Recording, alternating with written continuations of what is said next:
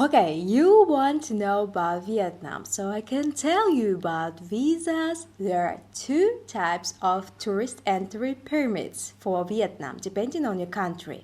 The first one is stamp upon arrival. It's available for 25 countries and you can get it for free at the airport. And second option is tourist visa, which is available for 80 countries, including Russia, Belarus, Norway, UK, US, you name it. You can apply for a 3-month visa, which allows you to stay up to 90 days if you have at least 3 working days before your trip. How and where apply for visa to Vietnam?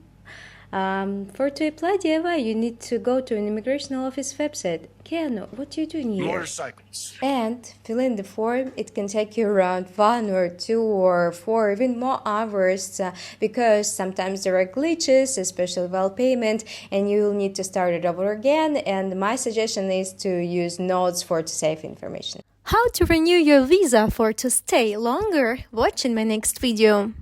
To keep up with updates, the best promo codes and places to visit, just follow this channel, press the like and share this content with the besties you want to travel with.